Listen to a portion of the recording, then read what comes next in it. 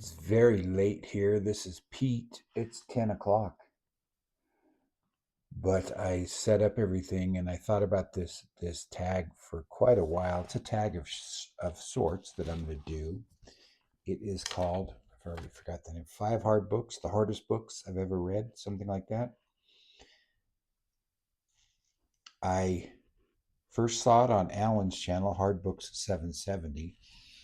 His channel is called Hard Books, so the books he read are really hard. If these are the hardest books that Alan at Hard Book 770 read, they're very hard. Who else? The tag was created by Paul at Accidental Bookseller. Uh-oh. I'm messing up names already. I also watched one from James. I'll put everybody's names in the comments. James Holder. It is a tag about the hardest books you've read. There are some caveats. I screwed it up the first time. I started writing down books that made me miserable to read, like Dune Key by Stephen King or Harry Potter and the Chamber of Secrets by J.K. Rowling. That had a happy ending for me, though, because after I read that, that's the second Harry Potter book. It takes place in a school bathroom. Um, I thought to myself, okay, only five more to go. And then I realized that you're being stupid. You don't have to do this. Um, so then I had to rework it after I thought more about the actual spirit of the tag and had to really search for books that are hard to read but were worth reading to me. And I don't even know if I came up with five. I came up with some. That probably says more about me than the tag because I probably don't read a lot of books that are hard for me. I've tried to read Pynchon. I've tried many times to start V or Gravity's Rainbow. I open up V and it's like penis, penis, penis, penis, penis, page two. Penis, penis, penis, penis, penis. So I've never been able to read him. I think he's somebody I should read. I'm going to do a video. I've got another idea for a video that might include Pynchon and other people. Uh, so forget all that. Forget everything I said. The video starts here. I'll edit this out if my editor comes to work today. I don't think he will because it's Good Friday. Um, so he's going to want the whole weekend off, I'm sure. Or she. Anyway, so I'm going to start with sort of the elephant in the room. I really didn't want to mention this book at all, but I feel like I have to if I'm going to be honest. And that book is coming up now as soon as I find the cover. Okay, this is not part of my list, but this is a book I read that people think is hard, and it's not hard. And I'll tell you why it's not hard. And then I'll tell you something else that you can learn from this book without even reading it. You have all the information you need on this cover to become a major intellectual, especially on Twitter. If you learn this one secret, stay tuned. I'm doing clickbait today. Stay tuned. In a couple of minutes, I will share the one secret that will establish you permanently as a Twitter intellectual of the highest order. And not only because the level of discourse on Twitter or X has dropped dramatically day by day, but anyway, the way I read this book, this ended up not being hard for me. I watched a video from Alan today. Randy Ray and Alan did a video. They're discussing all the top 100 books. Alan talked about, I'll link to that video too. They only got through like 20 books.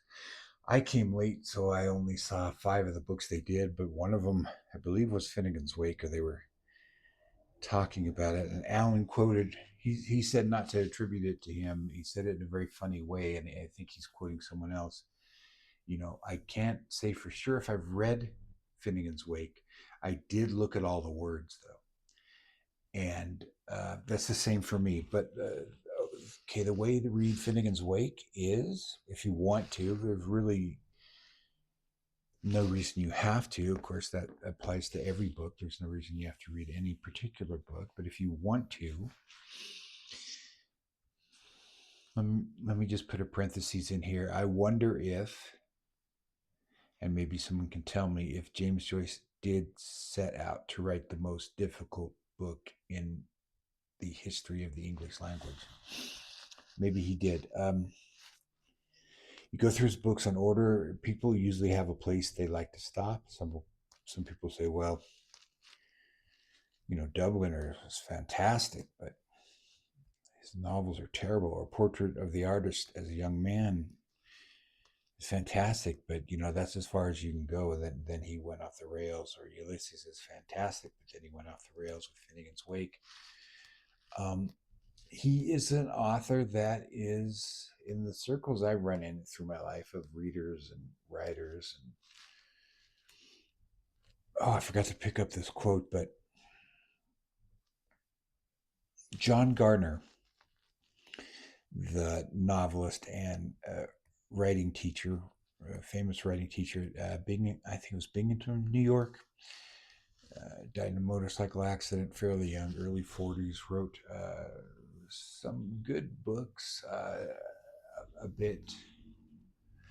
I think they're pretty much forgotten now, most of them except Grendel, which is probably his best book, his most famous book. Might have even won some award, because that's what matters. I don't know why I mentioned that, but anyway, Grendel is the Beowulf story from the point of view of the monster Grendel, the first of the three monsters that Beowulf tackles. Brilliant idea for a book. It's not very long. I suppose it's on the difficult side, but it's not on my list. I all I wanted to talk about is he wrote two books for writers.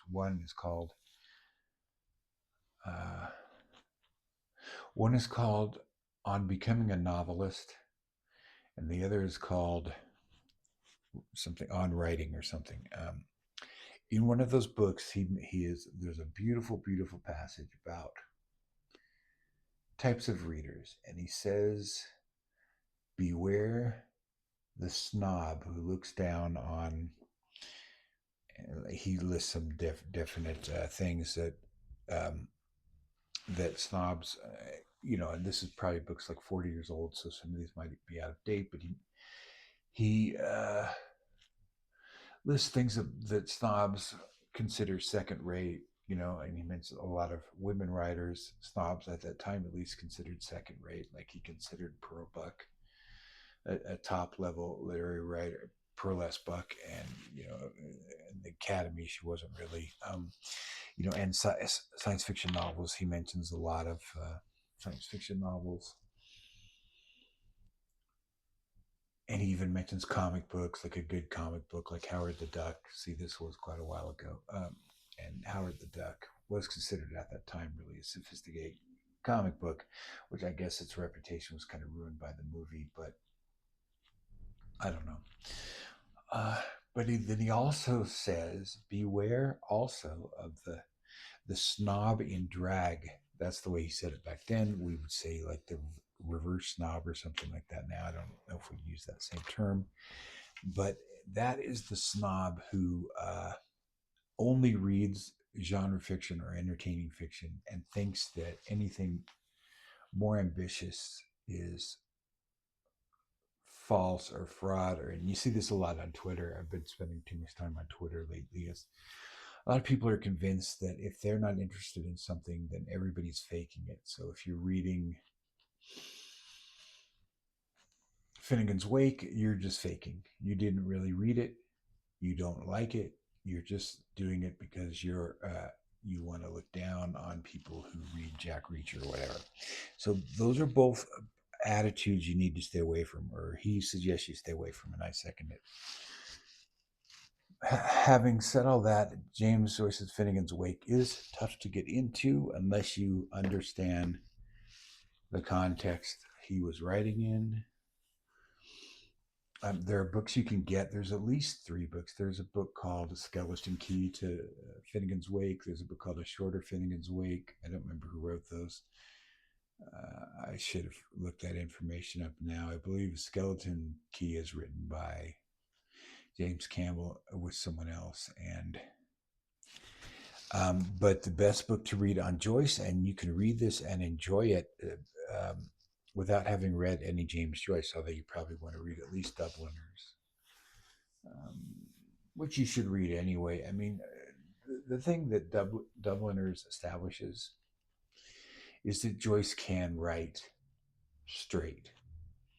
He can write straight, ordinary fiction that you can follow easily.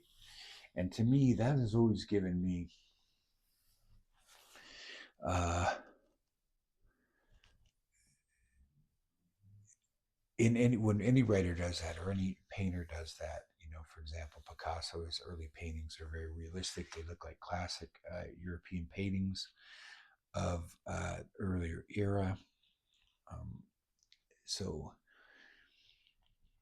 when a writer like that goes abstract, or a painter like that goes abstract, or a writer like that goes into surrealism, they're trying to do something.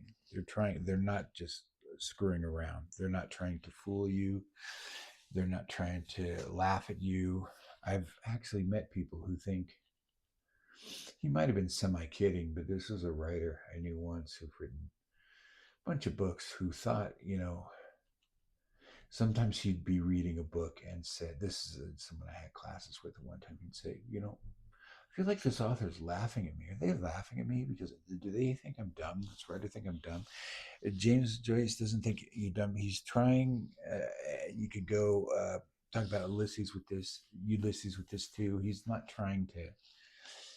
He's doing something that at the time was new, and at this time we take very for granted, which is stream of consciousness writing. Stream of consciousness now is very common.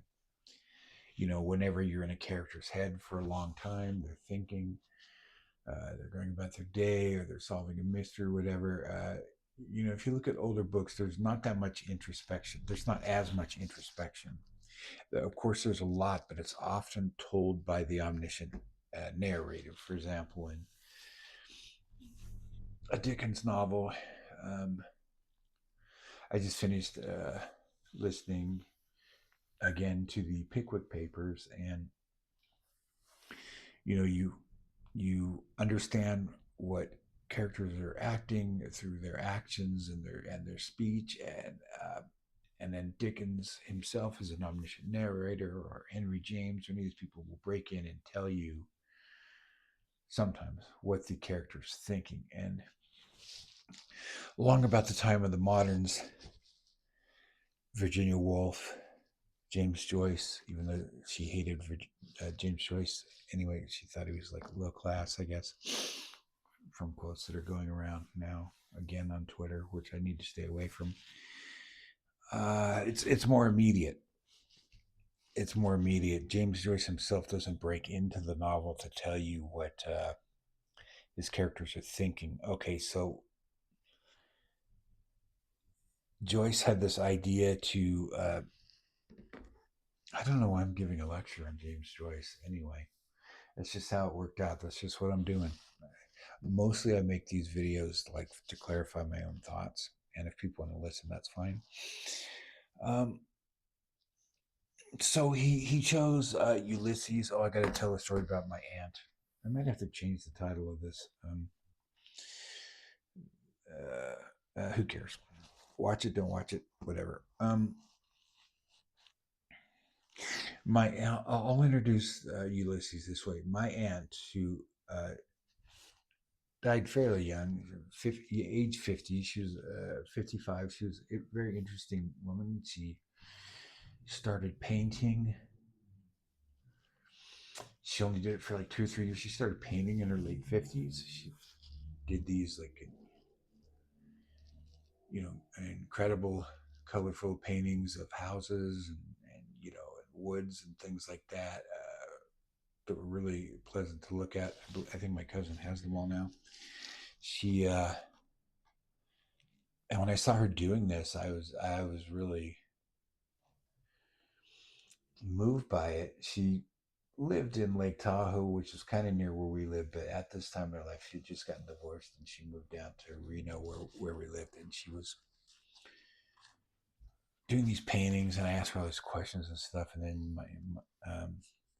my mom came in, her sister, my mom came in and said, "I think he's proud of me," which I thought was so sweet that she was happy that she noticed that I really responded to her painting.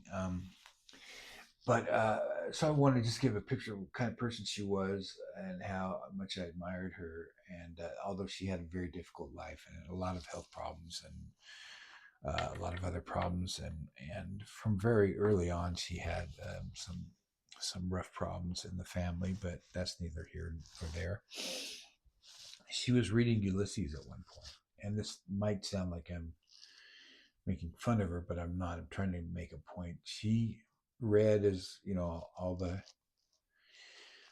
the adults in my family read when I was a kid, but they mostly read, like, bestsellers and things like that. But she did somehow get a copy of Ulysses, and it was the old fashioned copy with the black cover and the big U. And she was telling us about it. She was halfway through, and she was like, "I'm having a hard time figuring out this novel because it's this guy going around um, going around Dublin in the teens or 20s or something, and he's just thinking his thoughts, and I don't really know where it's going, and he runs into other people, and I'm halfway through the book and I still don't know who this guy Ulysses is. um so it's kind of funny now knowing that, but you know the the context wasn't available to her or me at that time, because she had a high school education. I had a high school education. This book is not printed for um, people like us. It was, the people who read it at the time, uh, which mostly for the first part would be people who knew Joyce personally, who who hung out in Paris, and it was published by Shakespeare. What's the name of that? I forget the name of the woman who ran that French famous French bookstore. I think it's called Shakespeare and Company, right? English language bookstore in France, who published the first edition of it.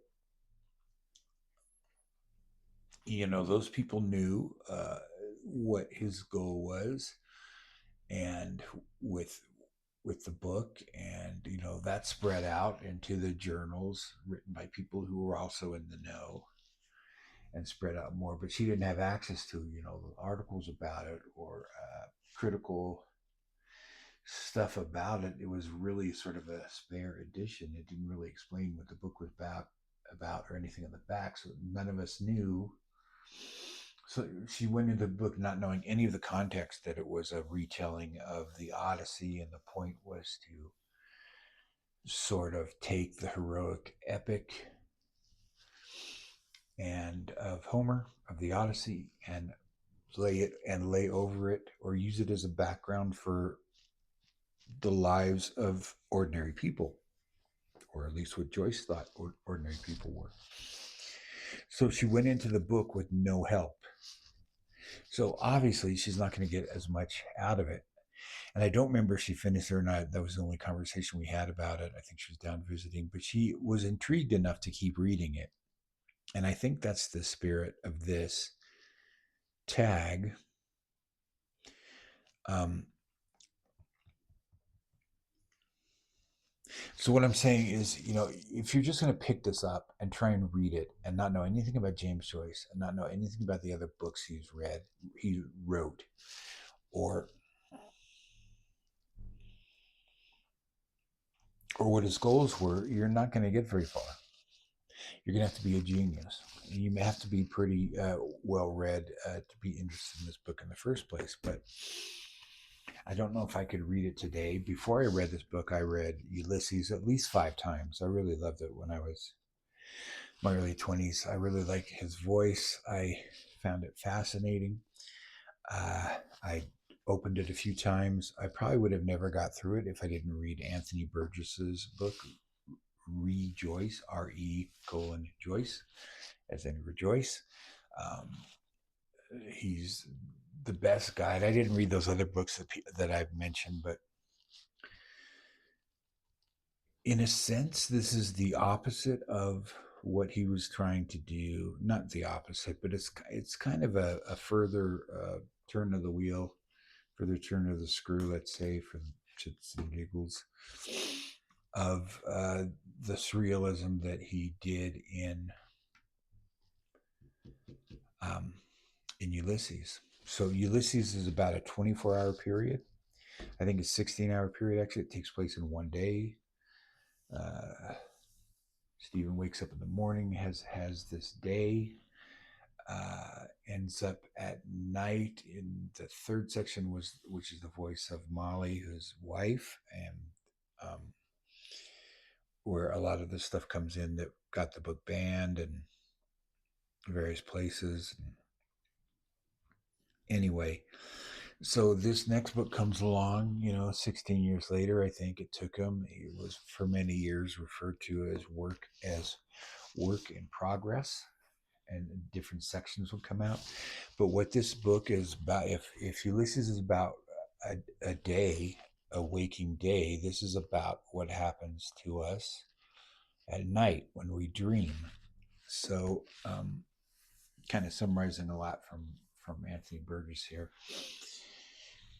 The reason it's written the way it's written is because Joyce is attempting to say many things at once. So this is, very sort of apropos for an Irish writer.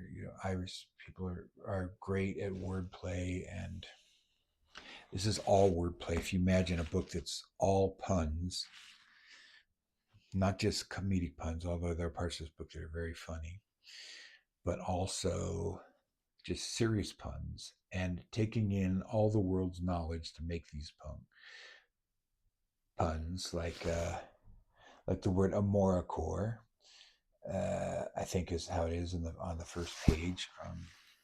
I'm not an expert. It's been many, many years since I read this book. And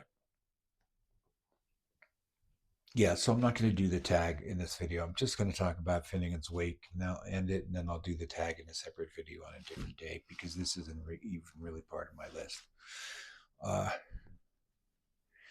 So when you dream, so this is a particular man living in a particular town. I believe he's a pub owner who has a wife, who has two sons, who's having a dream. And the subject of the dream is the entire history of the world and his life and the future and everything, every part of his belief system as a Catholic, and every everything he knows, everything he's ever known, and that's the book is about. So it's a dream, and what Joyce is trying to do is create a dream language. That's the phrase that Anthony Burgess uses. And again, you can just read that Anthony Burgess book, Rejoice, and just enjoy the hell out of it, especially if you've read Dubliners already, which I recommend.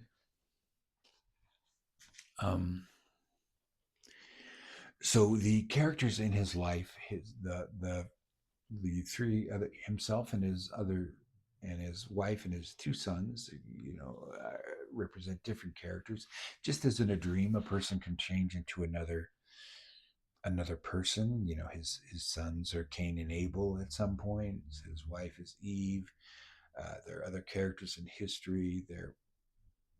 They're good aspects, evil aspects, strangers, friends, children. All this goes on in his head in the night. A lot of it doesn't make sense because dreams don't make sense, although they have layered meaning, and that's where all the wordplay comes in. Where a moracore, for example, is the French word amour, love, and the country, the the continent of America, or the country of the United States of America at once, going on a voyage there and learning these things. So you have to really, and if you don't want to do this, fine. But if you want to get something out of the book, you have to meet it. I would say at least halfway, probably more. Now, some people's philosophy of reading is I just want to lay back and be entertained, and that I believe is enough. But some writers choose to make a bigger demand on the audience.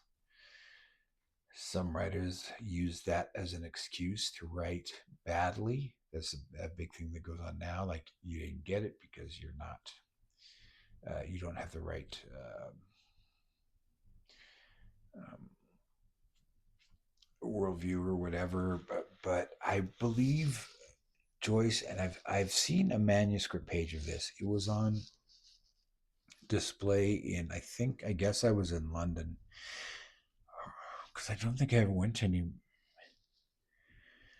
museums in Ireland.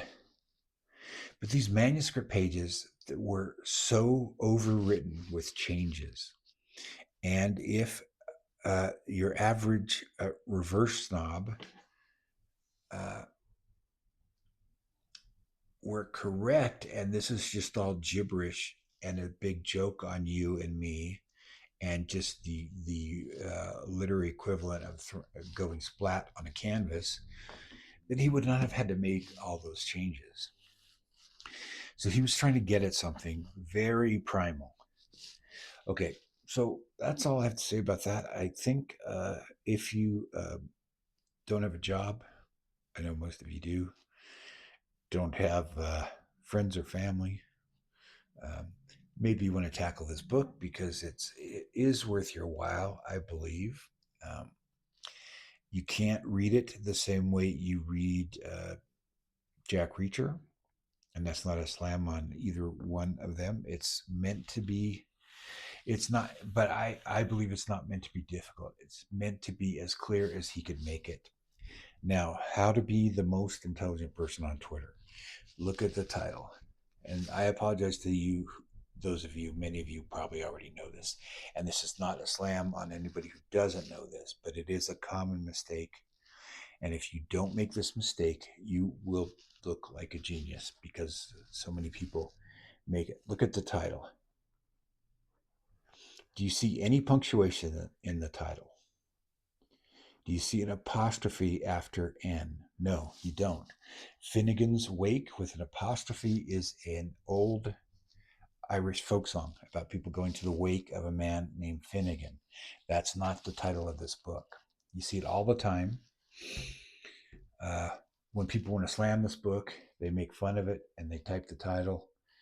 And you also got to watch out for spell check. I mean, not spell check, but autocomplete. Um, they'll add an apostrophe. There's no apostrophe. Don't ever put an apostrophe in there, uh, because if you are defending the book and you put an apostrophe in there, people are going to think you're a poser or that you don't know what you're talking about. When reality is you probably just forgot or are relying on autocomplete. Or if you're making fun of the book, you're showing that you don't even know what you're making fun of. So roughly what it means is uh, the Finnegans, all the Finnegans awaken in this novel. Now, who are the Finnegans? Are we all the Finnegans? Anyway, that's what I have to say. Don't put an apostrophe in there. People can handle, people even love to brag about how they can handle Cormac McCarthy's lack of quotations. They should be able to handle the fact that there's no apostrophe. It is a stylistic choice that has meaning within the novel. And that's it. I will come back sometime with my actual list of 5 books that were difficult to read. But Finnegan's Wake is not difficult. It's not impossible to read if you set yourself up to succeed by reading about it, by reading Joyce's other books, by reading something about the time. And again, just to say, You don't need to do any of this, but if you want to be involved in it, that's the way to do it, in my opinion. Talk to you later.